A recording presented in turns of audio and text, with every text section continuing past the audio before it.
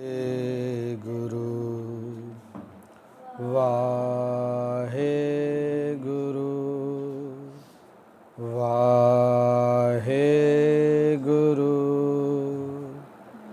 वाहे गुरु वाहे गुरु। एक ओंकार सतनाम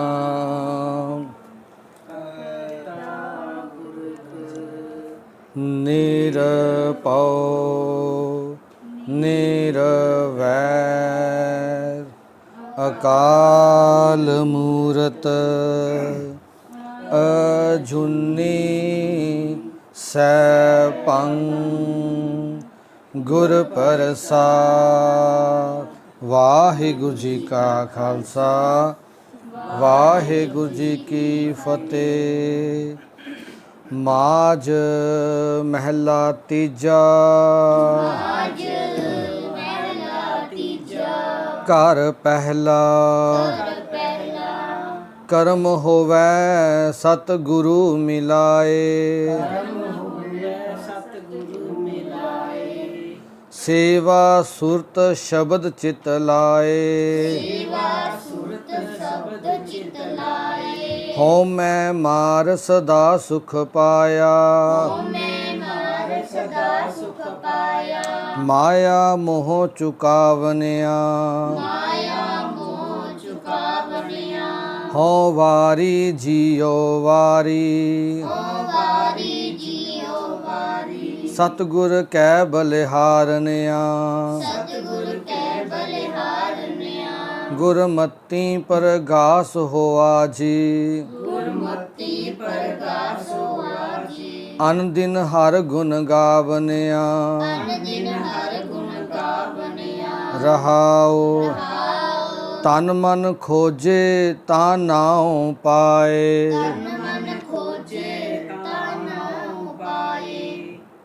इस पंक्ति से ਆਪਾਂ ਧਿਆਨ ਦੇਣ ਦੀ ਲੋੜ ਹੈ। ਤਨ ਮਨ ਖੋਜੇ ਤਾਂ ਨਾਉ ਪਾਏ। ਧਾਵਤ ਰਾਖੈ ਠਾਕ ਰਹਾਏ। ਗੁਰ ਕੀ ਬਾਣੀ ਅਨ ਦਿਨ ਗਾਵੈ। सहजे भगत करावनिया। इस काया अंदर वस्त असंखा। गुरमुख साच मिलै तां वेखा। मिलै ये नहीं ऐ दी आवाज कढ़नी है, ठीक है जी। गुरमुख साच मिलै तां वेखा। नौ दरवाजे दसवें मुक्ता। अनहद शब्द बजावनिया। सच्चा साहिब सच्ची नाई। गुर प्रसादी मन वसाई। आन दिन सदार है रंग राता। दर सच्चै सोजी पावनिया। पाप पुण्य की सार न जानी। दूजै लागी परम पुलानी। अज्ञानी अंधा मग न जाने।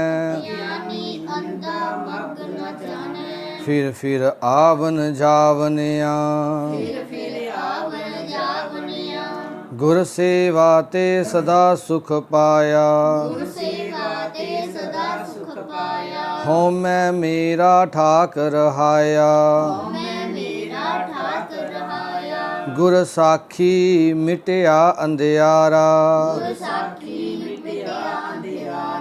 बजर कपाट खुलावनिया। हो मैं मार मन वसाया। ਗੁਰ ਚਰਨੀ ਸਦਾ ਚਿਤ ਲਾਇਆ। ਗੁਰ ਕਿਰਪਾ ਤੇ ਮਨ ਤਨ ਨਿਰਮਲ। ਨਿਰਮਲ ਨਾਮ ਤੇ ਆਵਨਿਆ। ਜੀਵਨ ਮਰਨਾ ਸਭ ਤੁਧੈ ਤਾਈ। ਜਿਸ ਬਖਸ਼ੇ ਤਿਸ ਦੇ ਵਡਿਆਈ। ਨਾਨਕ ਨਾਮ ਧਿਆਏ ਸਦਾ ਤੂੰ। ਜੰਮਨ ਮਰਨ ਸਵਾਰਨਿਆ। ਵਾਹਿਗੁਰੂ ਜੀ ਕਾ ਖਾਲਸਾ, ਵਾਹਿਗੁਰੂ ਜੀ ਕੀ ਫਤਿਹ। ਇਹ ਸ਼ਬਦ ਵੀ ਗੁਰੂ ਅਮਰਦਾਸ ਜੀ ਮਹਾਰਾਜ ਦਾ ਬੜੀ ਸੋਹਣੀ ਫਰੇਮ 'ਚ ਬਣਾ ਕੇ, ਮਤਲਬ ਕਿ ਬੜਾ ਸੋਹਣਾ ਬਣਾ ਕੇ ਫਰੇਮ 'ਚ ਘਰ ਚਲਾਉਣ ਵਾਲਾ ਹੈ। ਵੈਸੇ ਸਾਰੇ ਸ਼ਬਦ ਨੇ, ਪਰ ਕੁਝ ਸ਼ਬਦ ਆਪਾਂ ਨੂੰ ਬਿਲਕੁਲ ਕਲੀਅਰ ਕੱਟ ਸਪਸ਼ਟ ਸਮਝਾ ਰਹੇ ਨੇ ਕੁਝ ਚੀਜ਼ਾਂ ਨੂੰ। ਜੇ ਵਾਰ-ਵਾਰ ਪੜ੍ਹਾਂਗੇ ਤਾਂ ਮਨ ਦੇ ਵਿੱਚ ਕੁਝ ਚੀਜ਼ਾਂ ਦਾ ਫਰਕ ਆਵੇਗਾ। ਇਹ ਯਾਦ ਰੱਖਿਓ ਇਸ ਸ਼ਬਦ ਨੂੰ ਆਪਾਂ, ਠੀਕ ਹੈ ਜੀ। ਮਾਝ ਮਹਿਲਾ ਤੀਜਾ। ਮਾਝ ਰਾਗ ਦੇ ਵਿੱਚ ਗੁਰੂ ਅਮਰਦਾਸ ਪਾਤਸ਼ਾਹ ਜੀ ਸਾਨੂੰ ਸਮਝਾ ਰਹੇ ਨੇ ਘਰ ਪਹਿਲਾ 110 ਨੰਬਰ ਪੰਨੇ ਦੇ ਉੱਪਰ ਸ਼ਬਦ ਹੈ। ਕਹਿੰਦੇ ਕਰਮ ਹੋਵੇ ਸਤਿਗੁਰੂ ਮਿਲਾਏ। ਕਹਿੰਦੇ ਮੇਰੇ ਬੜੇ ਸੋਹਣੇ ਕਰਮ, ਮੇਰੇ ਤੇ ਪ੍ਰਮਾਤਮਾ ਦਾ ਬਹੁਤ ਸੋਹਣਾ ਬਖਸ਼ਿਸ਼ ਹੋ ਗਈ ਕਿ ਮੈਨੂੰ ਸਤਿਗੁਰੂ ਮਿਲ ਗਿਆ। ਕੌਣ ਮਿਲ ਗਿਆ? ਸਤਿਗੁਰੂ। ਕੌਣ ਮਿਲ ਗਿਆ ਜੀ? ਸਤਿਗੁਰੂ। ਸਤਿਗੁਰੂ ਮਿਲਾਏ। ਕਹਿੰਦੇ ਬਹੁਤ ਬਖਸ਼ਿਸ਼ ਹੋ ਗਈ ਪਰਮਾਤਮਾ ਦੀ ਕਿ ਮੈਨੂੰ ਗੁਰੂ ਮਿਲ ਗਿਆ। ਸੇਵਾ ਸੁਰਤ ਸ਼ਬਦ ਚਿੱਤ ਲਾਏ। ਜਿਸ ਗੁਰੂ ਦੀ ਮਿਹਰ ਨਾਲ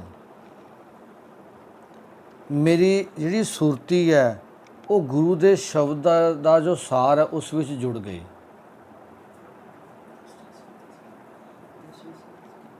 ਮੇਰੀ ਜੋ ਸੁਰਤੀ ਹੈ ਉਹ ਗੁਰੂ ਦੇ ਸ਼ਬਦ ਵਿੱਚ ਜੁੜ ਗਈ ਤੇ ਮੈਂ ਉਸ ਦੀ ਸੇਵਾ ਵਿੱਚ ਲੱਗ ਗਿਆ। ਸੇਵਾ ਵਿੱਚ ਗੁਰੂ ਦੇ ਦੱਸੇ ਰਸਤੇ ਤੇ ਤੁਰਨ ਲੱਗ ਗਿਆ। ਹਉਮੈ ਮਾਰ ਸਦਾ ਸੁਖ ਪਾਇਆ। ਫਿਰ ਮੈਨੇ ਆਪਣੇ ਅੰਦਰਲੀ ਹਉਮੈ ਨੂੰ ਮਾਰ ਕੇ ਸਦਾ ਹੀ ਸੁੱਖ ਪ੍ਰਾਪਤ ਕਰ ਲਿਆ। ਹਉਮੈ ਹੀ ਹੈ ਨਾ ਜਿਹੜੀ ਇੱਕ ਗੱਲ ਮੂਹਰੋਂ ਕਹਿੰਦੇ ਆ ਤਿੰਨ ਸੁਣਨੀਆਂ ਪੈਂਦੀਆਂ ਨੇ, ਉਹ ਤੀਜੀ ਤਿੰਨ ਸੁਣਾਉਣ ਵਾਲਾ ਸੋਚਦਾ ਵੀ ਇਹਨੇ ਇੱਕ ਗੱਲ ਕਿਉਂ ਕਹਿਤੀ।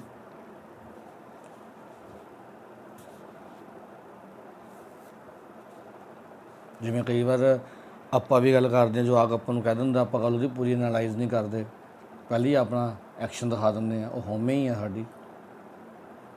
ਕਿਸੇ ਦੀ ਵੀ ਆਪਾਂ ਗੱਲ ਕਰ ਸਕਦੇ ਹਾਂ, ਜਦੋਂ ਆਪਾਂ ਬਿਨਾਂ ਗੱਲ ਨੂੰ ਸਮਝੇ ਬਸ ਐਕਸ਼ਨ ਤੇ ਰਿਐਕਸ਼ਨ ਕਰ ਲੈਂਦੇ ਹਾਂ, ਉਹ ਸਾਡੀ ਹਉਮੈ ਹੈ। ਕਿਉਂਕਿ ਪਹਿਲਾਂ ਅਸੀਂ ਐਨਾਲਾਈਜ਼ ਨਹੀਂ ਕਰਦੇ, ਵਿਸ਼ਲੇਸ਼ਣ ਨਹੀਂ ਕਰਦੇ ਵੀ ਕੀ ਗੱਲ ਮਾੜੀ ਸੀ ਜਾਂ ਚੰਗੀ ਸੀ ਦੱਸੀ ਜਾ ਰਹੀ ਸੀ। ਇਹ ਹਉਮੈ ਮਾਰ, ਫਿਰ ਜਦੋਂ ਹਉਮੈ ਨੂੰ ਮਾਰ ਲੈਂਦੇ ਨੇ ਫਿਰ ਸੁੱਖ ਪ੍ਰਾਪਤ ਹੁੰਦਾ ਹੈ। ਕਿਉਂਕਿ ਜਦੋਂ ਪਤਾ ਲੱਗੂ ਵੀ ਚੰਗੀ ਗੱਲ ਸੀ, ਮੇਰਾ ਫਾਇਦਾ ਸੀ, ਤਾਂ ਸੁੱਖ ਹੀ ਹੈ। ਠੀਕ ਹੈ ਜੀ। ਮਾਇਆ ਮੋਹ ਚੁਕਾਵਨਿਆ। ਤੇ ਜਿਹੜਾ ਮਾਇਆ ਦਾ ਮੋਹ ਹੈ ਉਹ ਖਤਮ ਹੋ ਜਾਂਦਾ। ਮਾਇਆ ਦਾ ਮੋਹ ਕੀ ਹੁੰਦਾ ਜੀ? ਆਪਾਂ ਇੰਨੀ ਵਾਰ ਗੱਲ ਕਰ ਚੁੱਕੇ ਹਾਂ। ਮਾਇਆ ਮਤਲਬ ਉਹ ਕੰਮ, ਉਹ ਚੀਜ਼ ਜਿਹਦੇ ਕਰਕੇ ਅਸੀਂ ਗਲਤ ਰਸਤਿਆਂ 'ਤੇ ਤੁਰ ਪੈਂਦੇ ਹਾਂ। ਮੋਹ ਪਿਆਰ, ਉਹਨਾਂ ਚੀਜ਼ਾਂ ਨਾਲ ਸਾਡਾ ਪਿਆਰ ਖਤਮ ਹੋ ਜਾਂਦਾ ਹੈ ਜਿਨ੍ਹਾਂ ਨਾਲ ਅਸੀਂ ਗਲਤ ਰਸਤਿਆਂ 'ਤੇ ਤੁਰਨਾ ਸ਼ੁਰੂ ਕਰਦੇ ਹਾਂ ਜਾਂ ਤੁਰ ਪੈਂਦੇ ਹਾਂ। ਹੁਣ ਰਹਾਉ ਦੀ ਤੁਕ ਹੈ ਜੀ। ਹੋਂ ਵਾਰੀ ਜੀਓ ਵਾਰੀ। ਕਹਿੰਦੇ ਮੈਂ ਵਾਰੀ ਜਾਵਾਂ, ਮੇਰਾ ਜੀਓ, ਮੇਰਾ ਆਤਮਾ, ਮੇਰਾ ਸਰੀਰ ਵੀ ਵਾਰਿਆ ਜਾਵੇ। ਸਤਿਗੁਰੂ ਕੈ ਬਲਿਹਾਰਨਿਆ। ਉਸ ਸੱਚੇ ਗੁਰੂ ਤੋਂ, ਉਸ ਸੱਚੇ ਸ਼ਬਦ ਤੋਂ। ਸਤਿਗੁਰ, ਸਤ ਮਤਲਬ ਸੱਚ, ਸੱਚ ਕੀ ਹੈ? ਜੋ ਸਹੀ ਰਸਤੇ ਤੋਰਦਾ ਉਹਨੂੰ ਸੱਚ ਕਹਿੰਦੇ ਹਾਂ ਆਪਾਂ। ਇਹ ਸਮਝਣ ਦੀ ਲੋੜ ਹੈ। ਸੱਚ ਕੋਈ ਸ਼ਬਦ ਨਹੀਂ ਹੈ ਕਿ ਆਪਾਂ ਉਹਨੂੰ ਕਹੀਏ ਵੀ ਆਹ ਫਲਾਣੀ ਚੀਜ਼ ਸੱਚ ਹੈ। ਬਸ ਜਿਹੜੀ ਚੀਜ਼ ਸਾਨੂੰ ਸਹੀ ਰਸਤੇ 'ਤੇ ਤੋਰਦੀ ਹੈ, ਜਿਹੜੀ ਸਾਨੂੰ ਅੰਦਰੋਂ ਬਾਹਰੋਂ ਇੱਕ ਕਰਦੀ ਹੈ, ਉਹ ਕੀ ਹੈ ਜੀ? ਉਹ ਸੱਚ ਹੈ। ਮੰਨ ਲਓ ਮੈਂ ਤੁਹਾਨੂੰ ਸ਼ਬਦ ਦੀ ਵਿਆਖਿਆ ਕਹੀ ਜਾਵਾਂ, ਸੱਚ ਬੋਲੋ, ਦੇਖੋ ਜੀ ਆਪਾਂ ਨੂੰ ਐਂ ਕਰਨਾ ਚਾਹੀਦਾ, ਐਂ ਕਰਨਾ ਚਾਹੀਦਾ, ਆਪਾਂ ਨੂੰ ਸੱਜੇ ਪਾਸੇ ਜਾਂ ਖੱਬੇ ਹੱਥ ਤੁਰਨਾ ਚਾਹੀਦਾ। ਮੰਨ ਲਓ ਮੈਂ ਸਾਰਾ ਦਿਨ ਕਹੀ ਜਾਵਾਂ ਭਾਈ ਖੱਬੇ ਹੱਥ ਤੁਰੋ, ਐਂ ਕਰੋ, ਪਰ ਮੈਂ ਖੁਦ ਤੁਰਾਂ ਨਾ, ਤਾਂ ਉਹ ਸੱਚ ਨਾ ਹੋਇਆ, ਝੂਠ ਹੋਇਆ ਮੇਰਾ। ਕਿਉਂਕਿ ਮੈਂ ਕਹੀ ਤਾਂ ਗਿਆ ਪਰ ਤੁਰਿਆ ਨਹੀਂ, ਤਾਂ ਉਹ ਪਖੰਡ ਦੇ ਝੂਠ ਹੀ ਹੋਇਆ। ਉਸ ਦਾ ਅਸਰ ਵੀ ਦੂਜਿਆਂ 'ਤੇ ਨਹੀਂ ਹੁੰਦਾ ਜਦੋਂ ਅਸੀਂ ਉਹ ਕਰਮਾਂ ਨੂੰ ਆਪਣੇ ਤੇ ਪ੍ਰੈਕਟੀਕਲ ਕਰਕੇ ਨਹੀਂ ਦਿਖਾਉਂਦੇ। ਸੱਚ ਉਹੀ ਹੈ ਜੋ ਤੁਸੀਂ ਅੰਦਰ ਸੀ, ਬਾਹਰ ਸੀ, ਇੱਕਮਿਕ ਹੋ ਕੇ ਉਹਦੇ ਵਰਗਾ ਜੀਵਨ ਬਣਾ ਕੇ ਦਿਖਾਤਾ। ਠੀਕ ਹੈ ਜੀ। ਤਾਂ ਉਹ ਸੱਚੇ ਗੁਰੂ ਤੋਂ ਬਲਿਹਾਰੇ ਜਾਂਦੇ ਹਾਂ ਜੋ ਸੱਚਮੁੱਚ ਸੱਚ ਸੀ, ਜਿਸ ਨੇ ਜੋ ਕਿਹਾ ਉਹੀ ਕੀਤਾ ਤੇ ਆਪਣਾ ਜੀਵਨ ਪੂਰਾ ਉਸੇ ਤੇ ਲਗਾਤਾ। ਇਹ ਨਹੀਂ ਦੇਖਿਆ ਕਿ ਮੈਨੂੰ ਤਕਲੀਫ ਹੋ ਰਹੀ ਹੈ, ਦੁੱਖ ਆ ਰਹੇ ਨੇ, ਪਰਿਵਾਰ ਉੱਜੜ ਰਿਹਾ ਹੈ, ਕਿਸੇ ਚੀਜ਼ ਦੀ ਪਰਵਾਹ ਨਹੀਂ ਕੀਤੀ। ਉਹਨਾਂ ਗੁਰਸਿੱਖਾਂ ਨੇ ਨਹੀਂ ਕੀਤੀ, ਉਹਨਾਂ ਮਾਤਾਵਾਂ ਨੇ ਨਹੀਂ ਕੀਤੀ। ਉਹ ਸੱਚ ਸੀ। ਗੁਰਮਤੀ ਪ੍ਰਗਾਸ ਹੋਵਾ ਜੀ।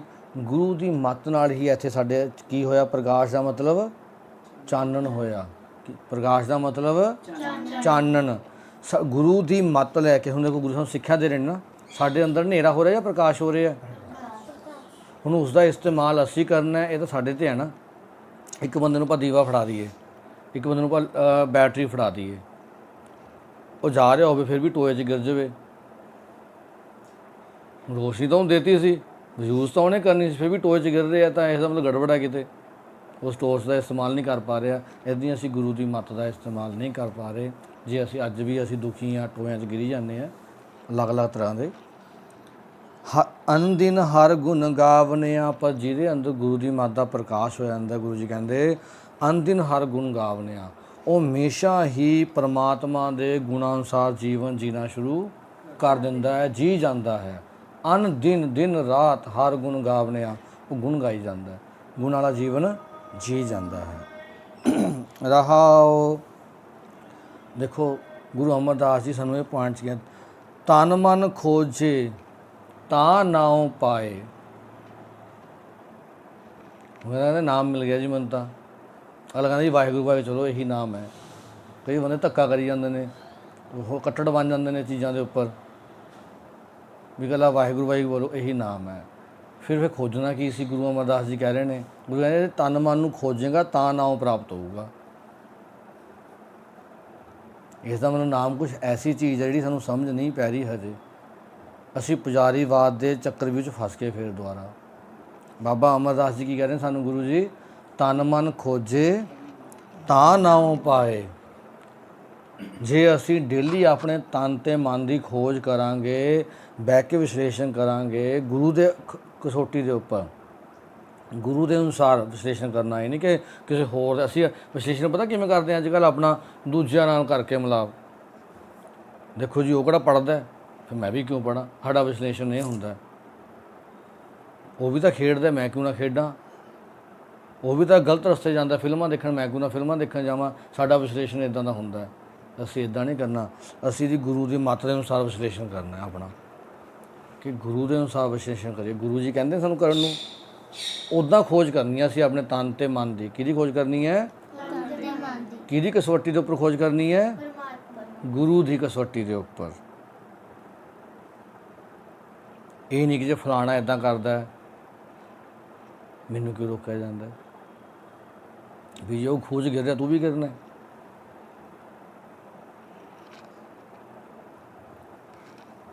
ਸੋਚਣ ਵਾਲੀ ਗੱਲ ਹੈ।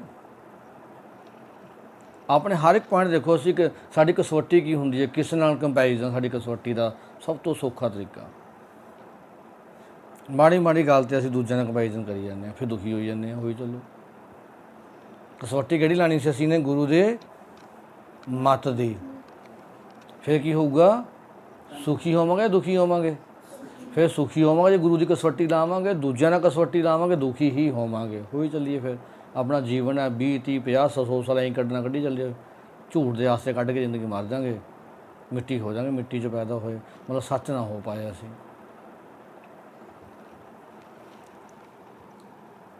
ਧਾਵਤ ਰਾਖੈ ਠਾਕ ਰਹਾਏ। ਧਾਵਤ ਰਾਖੈ, ਧਾਵਤ ਮਤਲਬ ਮਾਇਆ ਵੱਲ ਦੌੜਦਾ ਮਨ, ਉਸ ਨੂੰ ਰੋਕ ਲਿਆ। ਠਾਕ ਰਹਾਏ, ਕਾਬੂ ਕਰ ਲਿਆ। ਆਪਾਂ ਸਾਰੇ ਜੀ ਜਦੋਂ ਮਨੁੱਖ ਆਪਣੇ ਮਨ ਨੂੰ ਖੋਜਦਾ ਰਹੇ, ਆਪਣੇ ਸਰੀਰ ਨੂੰ ਖੋਜਦਾ ਰਹੇ, ਤਾਂ ਸਮਝ ਲਓ ਉਸਨੇ ਤੇ ਜੇ ਉਹ ਮਨੁੱਖ ਇਹ ਧਿਆਨ ਰੱਖੇ। ਦੇਖੋ ਹੁਣ ਆਪਾਂ ਸ਼ਬਦ ਦੇ ਅਰਥ ਵਿੱਚੋਂ ਹੀ ਪੜ੍ਹਦੇ ਹਾਂ, ਜਦੋਂ ਮਨੁੱਖ ਆਪਣੇ ਮਨ ਨੂੰ ਖੋਜਦਾ ਰਹੇ, ਆਪਣੇ ਸਰੀਰ ਨੂੰ ਖੋਜਦਾ ਰਹੇ। ਭਾਵ ਜੇ ਮਨੁੱਖ ਇਹ ਧਿਆਨ ਰੱਖੇ ਕਿ ਕਿਤੇ ਮੇਰਾ ਮਨ ਤੇ ਤਨ, ਮੇਰੀਆਂ ਗਿਆਨ ਇੰਦਰੀਆਂ ਵਿਕਾਰਾਂ ਵੱਲ ਤਾਂ ਨਹੀਂ ਜਾ ਰਹੀਆਂ, ਤਾਂ ਸਮਝ ਲਓ ਪਰਮਾਤਮਾ ਦਾ ਉਹ ਨਾਮ ਪ੍ਰਾਪਤ ਕਰ ਲੈਂਦਾ ਹੈ। ਕੀ ਪ੍ਰਾਪਤ ਕਰ ਲੈਂਦਾ ਹੈ? ਨਾਮ। ਇਸ ਤਰ੍ਹਾਂ ਵਿਕਾਰਾਂ ਵਾਲੇ ਪਾਸੇ ਦੌੜਦੇ ਮਨ ਨੂੰ ਕਾਬੂ ਕਰ ਲੈਂਦਾ ਹੈ, ਰੋਕ ਲੈਂਦਾ ਹੈ।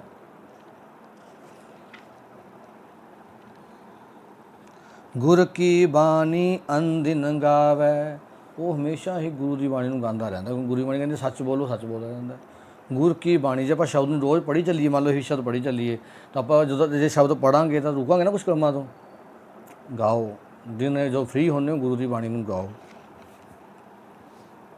ਗੁਰ ਕੀ ਬਾਣੀ ਅਨਦਿਨ ਗਾਵੈ, ਸਹਿਜੇ ਭਗਤ ਕਰਾਵਨਿਆ। ਕੁਛ ਨਹੀਂ ਕਹਿੰਦੇ ਜ਼ਿਆਦਾ ਕਰਨ ਦੀ ਲੋੜ, ਗੁਰੂ ਦੀ ਬਾਣੀ ਨੂੰ ਅਨਦਿਨ ਗਾਈ ਚੱਲੋ। ਭਾਵ ਗੁਰੂ ਅਨੁਸਾਰ ਜੀਵਨ ਚੱਲੀ ਜਾਓ।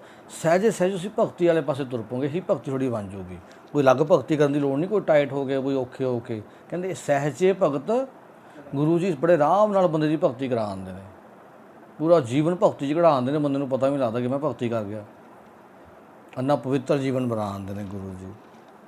ਉਹ ਮਨੁੱਖ ਹਰ ਵੇਲੇ ਗੁਰੂ ਦੀ ਬਾਣੀ ਗਾਉਂਦਾ ਰਹਿੰਦਾ ਹੈ, ਆਤਮਿਕ ਅਡੋਲਤਾ ਵਿੱਚ ਟਿਕ ਕੇ ਪ੍ਰਮਾਤਮਾ ਦੀ ਭਗਤੀ ਕਰਦਾ ਰਹਿੰਦਾ ਹੈ, ਪਤਾ ਵੀ ਨਹੀਂ ਲੱਗਦਾ।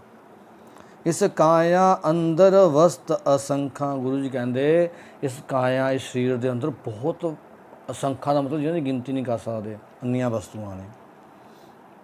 ਗੁਰਮੁਖ ਸਾਚ ਮਿਲੈ ਤਾਂ ਵੇਖਾਂ, ਜੇ ਗੁਰਮੁਖ ਦੇ ਗੁਰੂ ਦੇ ਸਨਮੁਖ ਹੋ ਕੇ ਸਾਚ ਮਿਲੈ, ਸੱਚ ਨੂੰ ਮਿਲੀਏ ਤਾਂ ਵੀ ਦੇਖ ਜਾਂਦੀਆਂ ਨੇ।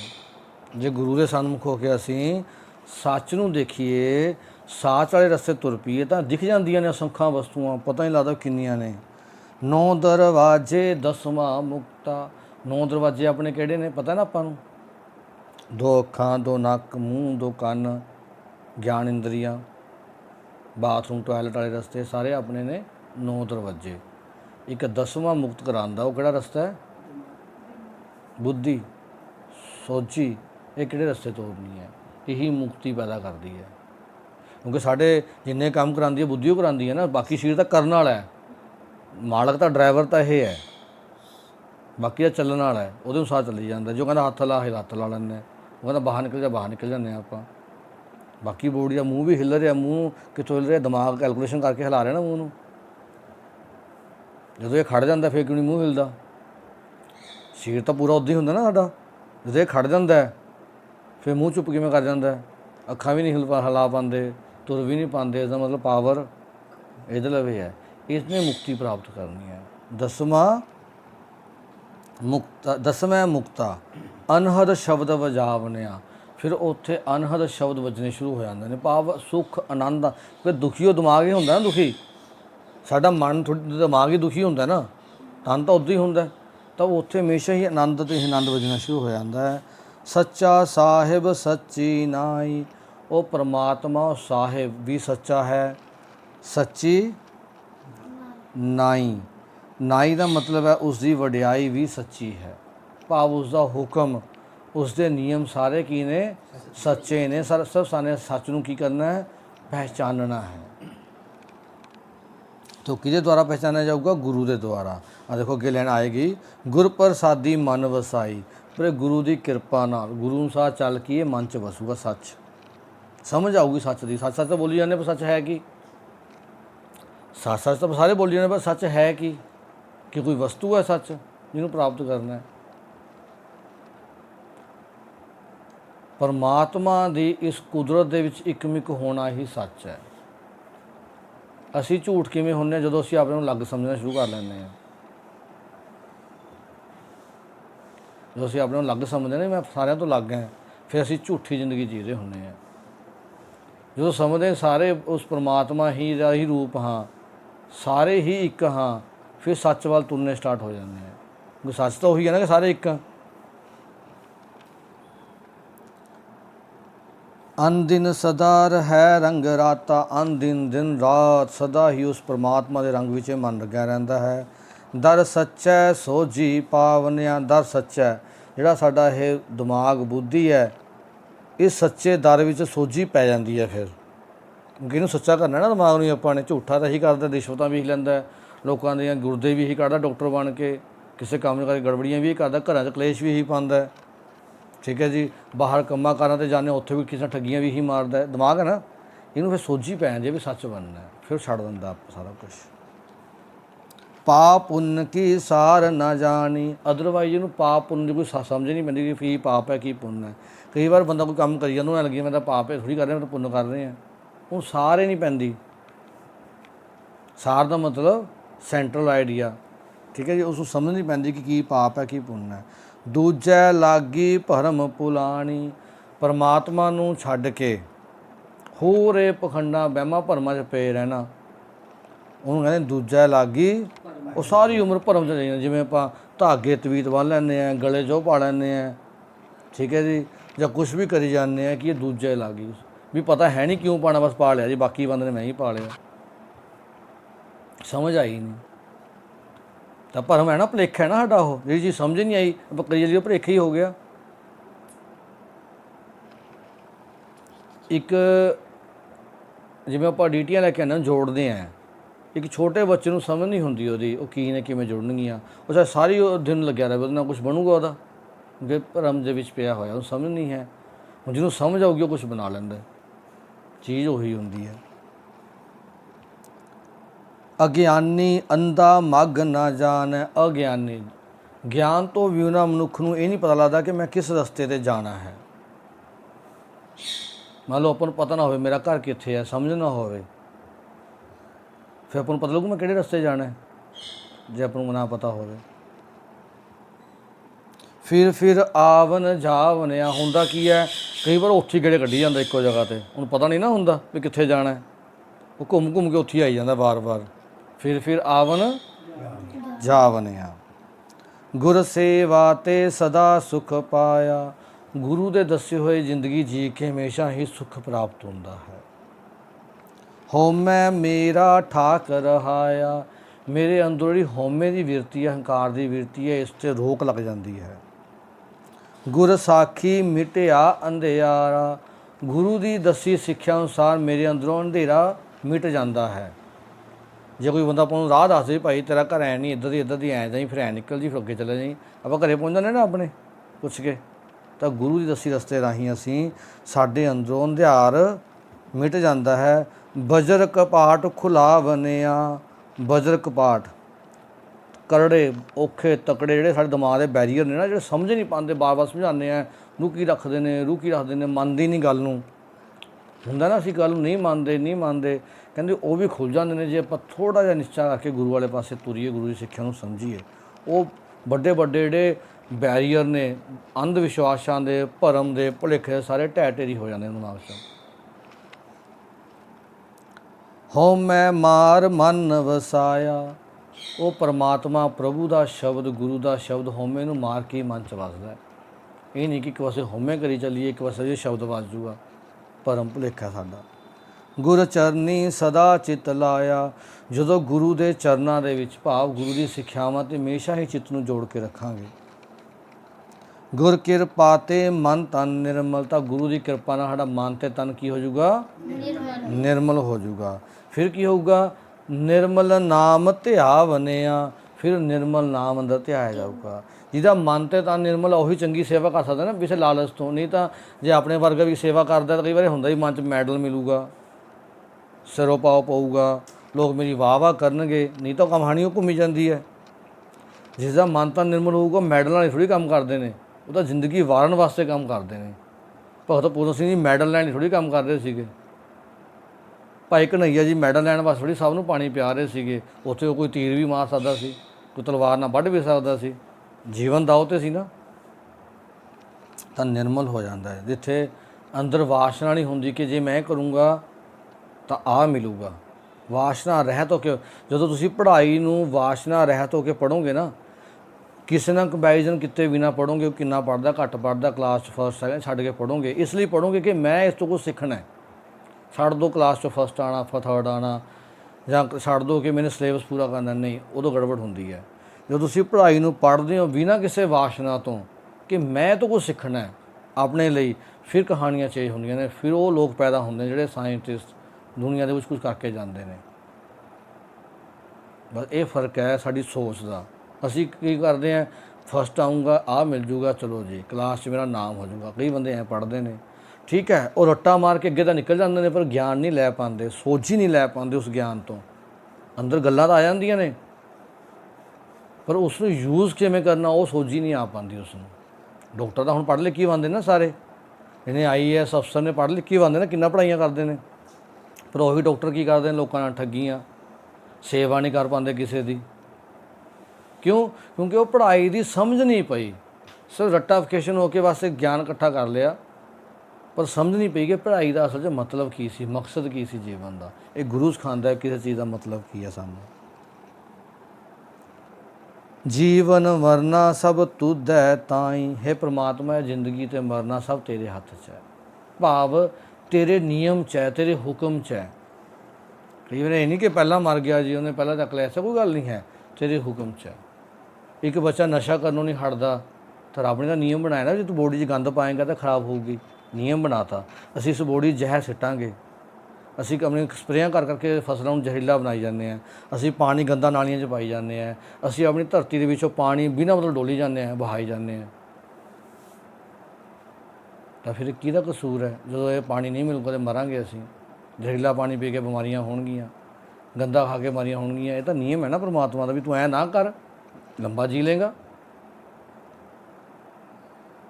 ਸਭ ਤੁਧ ਹੈ ਤਾਂ ਹੀ, ਭਾਵ ਤੇਰੇ ਹੁਕਮ ਸਭ ਕੁਝ ਵਰਤ ਰਿਹਾ ਹੈ। ਸਾਨੂੰ ਹੁਕਮ ਪਹਿਚਾਨਣਾ ਗੁਰੂ ਨਾਨਕ ਸਿਖਾ ਰਹੇ ਨੇ।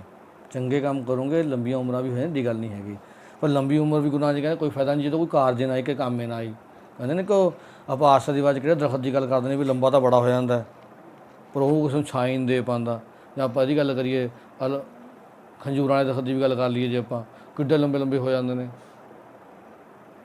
ਪਰ ਉਹ ਦਰਖਤ ਇਹ ਤਾਂ ਫਿਰ ਵੀ ਫਲ ਦਿੰਦੇ ਨੇ। ਪਰ ਕਿਹੜਾ ਦਰਖਤ ਆਉਂਦਾ ਉਹਦੇ ਵਿੱਚ ਨਾਮ ਨਹੀਂ ਆ ਰਿਹਾ, ਉਹਦਾ ਕਹਿੰਦੇ ਹੈ ਨਹੀਂ, ਕਹਿੰਦੇ ਉਹ ਨਹੀਂ ਇੱਕ ਮਿੰਟ, ਬਸ ਆਉਂਦਾ ਹੈ ਜਿਹਦੇ ਕਹਿੰਦੇ ਫੁੱਲ ਬੱਕ ਬਕੇ ਇੱਦਾਂ, ਮਤਲਬ ਕਿ ਉਹਦੇ ਫਲ ਵੀ ਬੇਕਾਰ ਹੁੰਦੇ ਨੇ, ਕੋਈ ਉਹਦਾ ਛਾਂ ਵੀ ਨਹੀਂ ਹੁੰਦੀ।